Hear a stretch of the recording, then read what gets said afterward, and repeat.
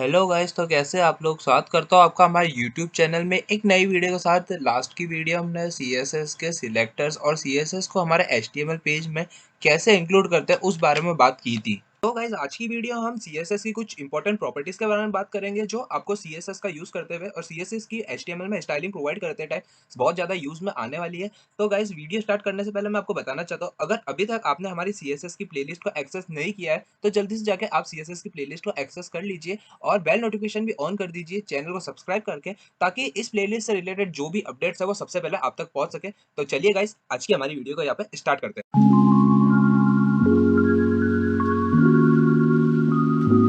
हाँ, तो गाइस सबसे पहले हम बात करने वाले हैं कलर्स की। तो गाइस, सिंपली कलर्स क्या होता है, सीएसएस में जब भी हम स्टाइलिंग प्रोवाइड करेंगे वेब पेज में तो हमको कलर्स की जरूरत पड़ेगी। तो हमें कलर्स प्रॉपर्टी की जरूरत पड़ेगी।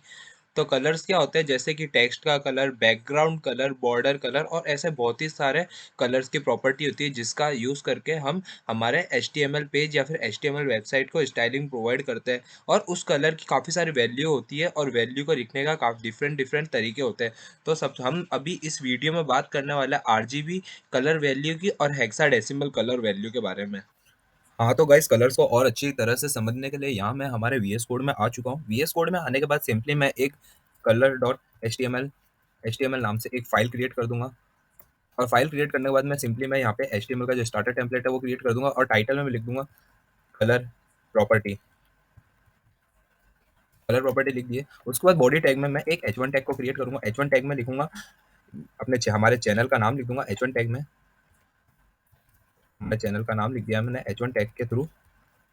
और यहाँ पे नीचे की तरफ मैंने एक पैराग्राफ टैग बनाया और उसमें मैंने लॉरेम करके 20 लिख के रैंडम में 20 वर्ड को जनरेट कर दिया है। आप देख सकते हैं मैंने हमारा एचटीएमएल का, और ये मैं गो लाइव करके हमारा जो लाइव सर्वर है वहाँ पे आप देख सकते हैं हमारा लाइव सर्वर का जो एक्सटेंशन है उसके थ्रू हमारे ब्राउजर पे हमारा जो एचटीएमएल का पेज है वो लोड हो चुका है। उसके बाद मैं वापस वीएस कोड में आता हूँ और वीएस कोड में आने के बाद सिंपली मैं हेड वाले सेक्शन में इनलाइन इंटरनल सीएसएस का यूज करके एक स्टाइल टैग बना देता हूँ। और जो हमारा टैग है, टैग को सिलेक्ट करके सिंपली मैं टैग में सीएसएस प्रोवाइड करा दूंगा। तो हमने H1 टैग सिलेक्ट किया और यहाँ पे हमने सीएसएस की कलर प्रॉपर्टी का यूज करके आप देख सकते हैं वैल्यू में वीएस कोड ने पहले से हमको काफी सारे जो कलर्स है वो यहाँ पे प्रोवाइड करा दिए है। आप देख सकते हैं काफी सारे यहाँ पे कलर प्रोवाइड है। तो यहाँ पे सब किसी भी कलर, कोई सी भी तरह का कलर यहाँ पे यूज कर सकते हैं। जैसे मैंने यहाँ पे लाइम कलर चूज करा तो आप देख सकते हैं जैसे मैंने पेज सेव करके ब्राउजर में इसको लोड किया तो आप देख सकते हैं जो हमारी हेडिंग 1 है वो लाइम कलर में यहाँ पे हमें शो हो रही है।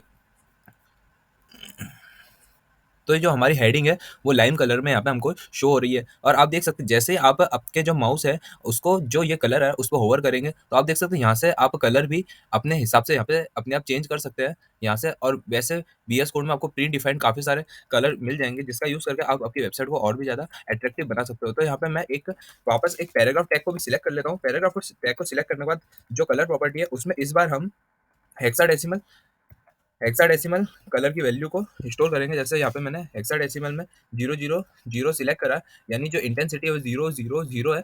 तो आप देख सकते हैं जैसे मैंने 000 करा तो अभी कुछ चेंज नहीं है, यानी इसका कलर जो है वो 000 है। तो यहाँ पे मैं एफ एफ और एफ एफ जैसे लिख दूंगा तो आप देख सकते हैं जो हमारा टेक्स्ट कलर है व्हाइट हो चुका है। तो इस तरह से आप इन हेक्साडेसिमल की वैल्यू को चेंज करते हुए काफी सारे यहाँ पे कलर चेंज कर सकते हैं। तो जैसे आप देख सकते हैं यहाँ पे हमारा जो कलर है वो इधर वीएस कोड में जो कलर के पास जो एक कलर का डॉट वाला आइकन है उस पर ओवर करके आप डायनामिकली कलर भी चेंज कर सकते हैं। आप देख सकते हैं यहाँ पे मैंने एक दूसरा कलर सिलेक्ट कर लिया। तो आप देख जैसे ही मैंने ब्राउजर को ओपन किया तो जो हमारा पैराग्राफ का कलर है वो यहाँ पे चेंज हो चुका है। तो इस तरह से आप हेक्साडेसिमल कलर कोड का यूज करके जो आपका स्टाइलिंग में कलर प्रोवाइड करा सकते हैं। या फिर एक आरजीबी नाम से एक फंक्शन होता है उसमें आपको रेड, ग्रीन और ब्लू की यहाँ पे मैंने जैसा आपको बताया था 0 से लेकर 2 to 5 तक यहाँ पे इसकी इंटेंसिटी होती है। तो जैसे मैं यहाँ पे 000 सिलेक्ट कर दूंगा, रेड की 0, ग्रीन की 0 और ब्लू की 0, तो आप देख सकते हैं वापस हमारा जो कलर है वो ये हो चुका है। तो मैंने आपको एक एग्जांपल में बताया था कि जैसे मैं यहाँ पे रेड की वैल्यू इंटेंसिटी 255 कर दूंगा, ग्रीन की 0 कर दूंगा और ब्लू की 0 कर दूंगा, तो आप देख सकते हैं यहाँ पे हमारा जो कलर है वो रेड हो चुका है। और अगर मैं रेड और ग्रीन को 250 करूंगा तो रेड और ग्रीन की इंटेंसिटी 250 को मिलाने के बाद हमारे सामने एक येलो कलर शो हो रहा है। और वापस हम अगर ब्लू की भी इंटेंसिटी 255 कर देंगे तो आपके हमारे सामने यहाँ पे व्हाइट कलर शो हो जाएगा। तो इस तरह से हम HTML में CSS में कलर प्रॉपर्टी का यूज करके हमारे HTML के कंटेंट की कलर को चेंज कर सकते हैं। तो गाइस अब हम बात करने वाले हैं CSS की बैकग्राउंड प्रॉपर्टीज के बारे में, जैसे background colour, background image, background repeat. तो इसको हम डायरेक्ट VS कोड में करके ही समझ लेंगे। तो यहाँ पे एक background.html नाम से एक फाइल क्रिएट कर देता हूँ मैं, और उस फाइल को मैं सिंपली यहाँ पे सेव कर देता हूँ हमारे फोल्डर में। उसके बाद मैं वापस एक HTML का टेम्पलेट लोड कर देता हूँ और डॉक्यूमेंट टाइटल में मैं लिखूंगा बैकग्राउंड। तो सिंपली मैं यहाँ पे क्या लिखूंगा, एक H1 टैग लगाऊंगा, और H1 टैग लगाने के बाद मैं सिंपली उसमें यहाँ पे लिख दूंगा सब्सक्राइब लिख दूंगा। सिंपली मैं यहाँ पे सब्सक्राइब लिख दे रहा हूँ, और वापस से यहाँ पे मैं इस जो हमने जो background.html फाइल बनाई है उसको मैं यहाँ पे हमारे लाइव सर्वर में ओपन कर लेता हूँ। तो मैं यहाँ पे लिखूँगा background.html। जैसे लिख रहा हूँ तो आप देख सकते हैं यहाँ पे हमारे background.html वाली फाइल हमारे ब्राउजर में ओपन हो चुकी है लाइव सर्वर के थ्रू। तो उसके बाद मैं सिंपली टाइटल टैग के बाद एक स्टाइल टैग क्रिएट करूँगा। स्टाइल टैग क्रिएट करने के बाद मैं सिंपली मैं H1 टैग है उसको सिलेक्ट करूँगा, और यहाँ पे लिखूँगा एक स्टाइल H1 टैग के लिए, जिसमें मैं लिखूँगा बैकग्राउंड कलर, और बैकग्राउंड कलर में मैं सिलेक्ट करूँगा एक्वा रंग। आप देख सकते हैं जैसे मैंने यहाँ पे बैकग्राउंड में एक्वा रंग सिलेक्ट किया, तो जो हमारा H1 टैग है, तो वो H1 टैग का बैकग्राउंड है वो आप देख सकते हैं पूरे डॉक्यूमेंट है, HTML का पेज है, उसका कलर हमारा व्हाइट है, लेकिन सिर्फ हमारा जो H1 टैग है सिर्फ उसी का कलर है वो एक्वा रंग का हो गया है। तो इसी तरह से आप बैकग्राउंड कलर का यूज़ करके H1 टैग का कलर चेंज कर सकते हैं, या फिर कोई पैराग्राफ टैग क्रिएट कर सकते हैं। पैराग्राफ टैग क्रिएट करने के बाद में पैराग्राफ टैग का कलर चेंज कर सकते हैं। उसमें भी आपको H1 टैग के साथ पैराग्राफ टैग भी सिलेक्ट कर लेंगे, तो आप देख सकते हैं जो हमारा H1 टैग है और पैराग्राफ टैग है दोनों का कलर चेंज हो गया है। तो इस तरफ से काफ़ी सारे अलग अलग, जैसा मैंने CSS कलर प्रॉपर्टी में बताया था, तो आप इधर कलर को ओवर करके जो कलर है उसको डायनेमिकली चेंज भी कर सकते हैं। तो जैसे मैंने यहाँ पे कलर डायनेमिकली चेंज करके इसको सेव किया, तो आप देख सकते हैं यहाँ पे हमारा कलर वापस चेंज हो चुका है। तो इसके बाद हम देखेंगे दूसरी प्रॉपर्टी, जिसमें उस प्रॉपर्टी के लिए सिंपली मैं क्या करूँगा, यहाँ पे एक हमारा जो डॉक्यूमेंट है HTML का उसमें एक इमेज टैग क्रिएट करूँगा, और इमेज में मैं सिंपली सोर्स में लिखूँगा image.jpg। image.jpg लिखने के बाद मैं क्या करूँगा, यहाँ पे एक इमेज फाइल को यहाँ पे ऐड कर दूंगा हमारे फोल्डर में। तो गाइस यहाँ पे आप देख सकते हैं यहाँ पे मैंने एक इमेज फाइल को हमारे डायरेक्टरी में ऐड कर दिया है। इमेज फाइल को डायरेक्टरी में ऐड करने के बाद सिंपली जो मैंने एक इमेज टैग सिलेक्ट क्रिएट किया है उसमें जो हमने जो इमेज ऐड करी है उसको यहाँ पे सिंपली मैं ऐड कर देता हूँ। ऐड करने के बाद आप देख सकते हैं कि यहाँ पे जो हमारा HTML का पेज है उसमें जो हमारी इमेज है ये वाली, वो यहाँ पे सक्सेसफुली रेंडर हो चुकी है। उसके बाद मैं आपको बताऊंगा कि इसमें इस इमेज है, इसमें बैकग्राउंड आप जो बॉडी है यहाँ पे मैं जैसे बॉडी टैग सिलेक्ट कर लेता हूँ। बॉडी टैग सिलेक्ट करने के बाद अगर मैंने जो ये इमेज सिलेक्ट करी है उसी इमेज के बॉडी के बैकग्राउंड में भी एक इमेज ऐड कर सकता हूँ। जैसे मैं यहाँ पे लिख रहा हूँ बैकग्राउंड, और जो इमेज की प्रॉपर्टी में इमेज यूज़ करी है, और यहाँ पे मैं लिखूँगा URL एक फंक्शन होता है। URL फंक्शन का यूज़ करके आप यहाँ पे सिंपली जो भी आपको इमेज सेट करनी है वो यहाँ पे, जैसे मैंने एक गिफ फाइल है उस गिफ फाइल को यहाँ पे देखो ऐड कर दिया है। तो जैसे ही मैंने इस हमारे उस गिफ फाइल को यहाँ पे ऐड करा है, तो मैं इसको थोड़ा जूम आउट कर देता हूँ। तो आप देख सकते हैं यहाँ पे जो मैंने एक गिफ फाइल को ऐड किया वो हमारे HTML के डॉक्यूमेंट में यहाँ पे बैकग्राउंड में शो हो रही है हमें। तो उसमें और भी ज़्यादा प्रॉपर्टी यूज़ कर सकते हैं, जैसे बैकग्राउंड पोजीशन भी सिलेक्ट कर सकते हैं, जैसे बैकग्राउंड पोजीशन कर सकते हैं, टॉप कर सकते हैं, और ये बैकग्राउंड पोजीशन टॉप करने के बाद आप कर सकते हैं बैकग्राउंड रिपीट का यूज़ करके आप सिंपली रिपीट एक्स एक्सिस करके आप देख सकते हैं जो हमारी बैकग्राउंड में जो इमेज है वो सिर्फ एक्स एक्सिस पे रिपीट हो रही है। अगर मैं इसको एक्स हटा के यहाँ पे डायरेक्टली वाई लिख देता हूँ तो आप देख सकते हैं यहाँ पे जो हमारी इमेज है वो सिर्फ वाई एक्सिस पे ही रिपीट हो रही है। और यहाँ पे अगर मैं एक्स और वाई दोनों हटा के रिपीट को कर दूंगा, नो रिपीट कर दूंगा, तो आप देख सकते हैं हमारी जो इमेज है बैकग्राउंड इमेज वो यहाँ पे अब रिपीट नहीं हो रही है। तो इस तरह से आप बैकग्राउंड प्रॉपर्टी का यूज़ करके आपके जो HTML डॉक्यूमेंट है उसका कलर चेंज कर सकते हैं, आपके बैकग्राउंड में इमेज ऐड कर सकते हैं, बैकग्राउंड की इमेज की पोजीशन चेंज कर सकते हैं, उसको रिपीट नॉन रिपीट ऐसा भी बना सकते हैं। तो गाइज नेक्स्ट हम बात करने वाले हैं फ़ॉन्ट्स की। फ़ॉन्ट्स CSS का सबसे ज़्यादा इंपॉर्टेंट पार्ट होता है। फ़ॉन्ट डिसाइड करता है कि आपकी वेबसाइट के जो टेक्स्ट है वो किस तरह से व्यूअर्स को अट्रैक्ट करेंगे। अगर आपकी वेबसाइट में सही तरह से अगर आपने फ़ॉन्ट यूज़ किया है तो वो ज़्यादा से ज़्यादा व्यूअर्स को अट्रैक्ट करेंगे और आपकी वेबसाइट को ज़्यादा अच्छी बनाएंगे। तो फ़ॉन्ट्स काफ़ी तरह टाइप के होते हैं। फ़ॉन्ट्स में फ़ॉन्ट की स्टाइल होती है, फ़ॉन्ट की साइज़ होती है, फ़ॉन्ट का वेट होता है, फ़ॉन्ट की इटैलिक फ़ॉन्ट चाहिए आपको, अंडरलाइन फ़ॉन्ट चाहिए कि बोल्ड टेक्स्ट चाहिए, किस तरह का आप टेक्स्ट चाहिए, वो सब हम फ़ॉन्ट की मदद से डिसाइड करेंगे।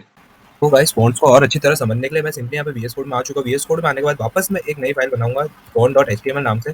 font.html नाम से फाइल बनाने के बाद उसको हमारी डायरेक्टरी में सेव करके सिंपली जो HTML का स्टार्टर टेम्पलेट है उसको लोड करके टाइटल में लिख दूंगा फॉर्म CSS, और यहाँ पे बहुत सारे हेडिंग हेडिंग टैग को क्रिएट कर दूंगा। हेडिंग टैग क्रिएट करने के बाद यहाँ पे मैं लिख दूंगा लाइक एंड शेयर, लिख दिया, और उसके बाद बहुत सारे यहाँ पे हेडिंग टैग यहाँ पे क्रिएट कर दिए मैंने। और हमारे जो ये HTML की फाइल क्रिएट करी है इसको सिंपली मैं यहाँ पे हमारे HTML ब्राउजर में इसको ओपन कर लेता हूँ font.html नाम से। तो आप देख सकते हैं यहाँ पे हमारे जितने भी HTML की फाइल है, तो जितने भी मैंने 5 H1 टैग यहाँ पे क्रिएट करे तो वो हमारे ब्राउजर में यहाँ पे शो हो रहे हैं। तो आप देख सकते हैं यहाँ पे सबसे पहले मैं क्या करूँगा, एक हेड टैग में एक स्टाइल टैग क्रिएट करूँगा। उसके बाद मैं सिंपली क्या करूँगा, एक बॉडी बॉडी टैग को यहाँ पे मैं सिलेक्ट करूँगा, सिलेक्ट CSS सिलेक्टर यूज़ करके, और कर्ली ब्रेसेस में क्या लिखूँगा मैं सबसे पहले फंट। फंट लिखते ही आप देख सकते हैं, आप फंट की बहुत सारे ऑप्शन यहाँ जैसे फंट साइज़ का यूज़ करके आप फंट की जो आपका टेक्स्ट है उसकी साइज़ को बड़ा छोटा कर सकते हैं। फंट फैमिली का यूज़ करके आप आपके जो टेक्स्ट है उसकी स्टाइल को चेंज कर सकते हैं। फंट वेट का यूज़ करके आपके फंट को, आपके टेक्स्ट को बोल्ड कर सकते हैं, लाइट कर सकते हैं, यानी जो आपके टेक्स्ट है उसकी इंटेंसिटी कम ज़्यादा कर सकते हैं। फंट स्टाइल्स का यूज़ करके आप उससे हम आपका जो टेक्स्ट है उसको इटैलिक, ऑब्लिक और अंडरलाइन कर सकते हैं, और भी बहुत सारे फीचर हैं जो आप नीचे देख सकते हैं। तो हम यहाँ पे सबसे पहले यूज़ करने वाले फंट फैमिली की। फंट फैमिली में अब मैं सबसे पहले यहाँ पे आपको बताऊंगा एरियल। जैसे ही मैं इधर फंट फैमिली में एरियल, हेल्वेटिक और सैंस सेरिफ डालूंगा तो आप देख सकते हैं हमारा जो HTML का फंट है वो यहाँ पे चेंज हो चुका है। और वापस मैं यहाँ पे एक दूसरा फंट को यहाँ पे सिलेक्ट करूंगा। जैसे मैं अगर कोरियन मोनो स्पेस को सिलेक्ट किया तो आप देख सकते हैं वापस हमारा फंट है वो चेंज हो गया है। तो यहाँ पे इसको और अच्छी तरह समझने के लिए यहाँ पे सिंपली मैं करूँगा एक पैराग्राफ टैग क्रिएट कर दूंगा, और पैराग्राफ टैग को पैराग्राफ टैग क्रिएट कर दिया है। तो आप देख सकते हैं जो हमारा पैराग्राफ टैग है उसका फंट अलग है, और हमारा हेडिंग टैग है उसका फंट अलग है। तो इसके और इसको समझने के लिए सिंपली मैं एक H1 टैग क्रिएट कर देता हूँ। तो आप देख सकते हैं जो हमारा पैराग्राफ टैग है वो नॉर्मल टेक्स्ट में शो हो रहा है, लेकिन जो हमारा हेडिंग वन टैग है, जितने भी हेडिंग वन टैग है उसकी जो फंट स्टाइल है वो बिल्कुल ही चेंज हो चुकी है। तो यहाँ पे मैं एक पैराग्राफ टैग सिलेक्ट कर लेता हूँ, और वापस पैराग्राफ टैग में भी कोई फंट फैमिली का यूज़ कर लेता हूँ। तो यहाँ पे एक ये वाली सिलेक्ट कर ली फंट फैमिली। तो आप देख सकते हैं ये वाली जो फंट फैमिली मैंने सिलेक्ट करी, तो हमारा जो पैराग्राफ टैग है उसकी भी स्टाइलिंग चेंज हो चुकी है।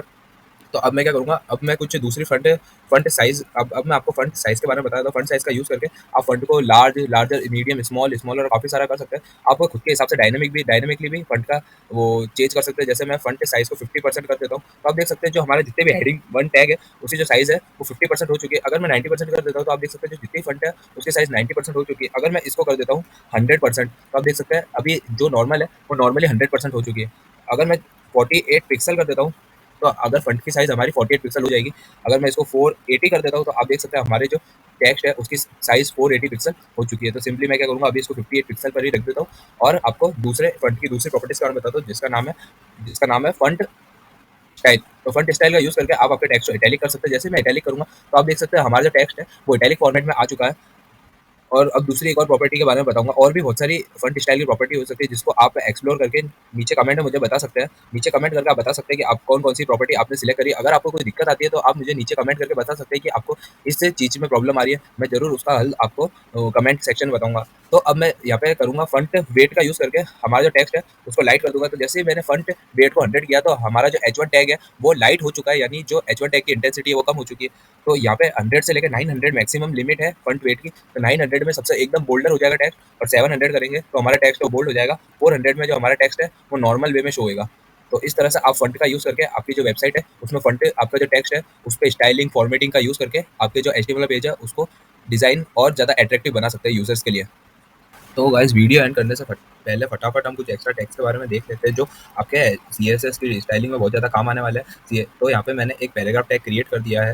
पैराग्राफ टैग क्रिएट करने के बाद में आप देख सकते हैं हमारा कुछ HTML का डॉक्यूमेंट कुछ इस टाइप से लग रहा है। तो आप देख सकते हैं अभी हमारे HTML के डॉक्यूमेंट में जो पैराग्राफ टैग है उसके वो अभी इस तरह से दिख रहा है। तो अब हम क्या चाहते हैं कि हमारा जो पैराग्राफ का टैग है वो एकदम सेंटर में अलाइन हो जाए। तो यहाँ पे आपको टेक्स्ट प्रॉपर्टीज का यूज़ करना पड़ेगा। जैसे टेक्स्ट अलाइन का यूज़ करके जैसे आप टेक्स्ट अलाइन लेफ्ट कर देंगे तो आप देख सकते हैं हमारा जो HTML का पैराग्राफ टैग है वो लेफ्ट में आ चुका है। यहाँ पर अगर मैं सेंटर लिख दूंगा तो यहाँ पर वो सेंटर, आप देख सकते हैं सेंटर लिखने के बाद जो हमारा अलाइनमेंट है टेक्स्ट का वो सेंटर हो चुका है। और अगर मैं यहाँ पे लिखूंगा राइट, तो आप देख सकते हैं जो हमारा टेक्स्ट का अलाइनमेंट है वो राइट साइड में चला गया है। तो इस तरह से आप टेक्स्ट अलाइन करके टेक्स्ट का अलाइनमेंट चेंज कर सकते हैं, टेक्स्ट को ट्रांसफॉर्म कर सकते हैं लोअर केस अपर केस। तो आप देख सकते हैं जैसे मैंने टेक्स्ट अपर केस किया तो हमारा जो भी अभी जितना भी HTML के पैराग्राफ में लिखा है वो स्मॉल केस में लिखा हुआ है, लेकिन टेक्स्ट ट्रांसफॉर्मेशन का यूज़ करके हमने जो हमारा पैराग्राफ टैग के जो भी कंटेंट है उसको हमने अपर केस में कन्वर्ट कर दिया है। इस तरह आप भी टेक्स्ट और भी आप देख सकते हैं। जैसे मैं टेक्स्ट शेडो पे क्लिक करके यहाँ पे 2 पिक्सल और सॉलिड लिख दूंगा तो आप देख सकते हैं हमारा टेक्स्ट का यहाँ पे शेडो शो होने लग जाएगा। यहाँ पे 2 पिक्सल के बाद वापस मेरे को एक और 2 पिक्सल यहाँ पे लिखना पड़ेगा। तो आप देख सकते हैं 2 पिक्सल लेयर लिखने के बाद में यहाँ पे आप देख सकते हैं हमारा जो जो टेक्स्ट है उसके उधर वो आ चुका है। यहाँ पे मैं सिंपली ब्लैक कर देता हूँ। तो 2 पिक्सल ब्लैक लिखने वाला आप देख सकते हैं हमारा जो टेक्स्ट है उसके ऊपर यहाँ पे बॉर्डर और यहाँ पे शेडो क्रिएट हो चुकी है। तो इसकी जगह आप 2 पिक्सल की जगह 0.2 पिक्सल भी कर सकते हैं इसकी इंटेंसिटी को कम करने के लिए। और यहाँ पे इंटेंसिटी को कम करने के लिए आप क्या करते हैं 50%, आप देख सकते हैं 50% लिखने के बाद यहाँ पे सिर्फ 50% ही वो शो होएगा। इस तरह से आप आपके जो टेक्स्ट है उसके ऊपर शेडो प्रोवाइड करा सकते हैं।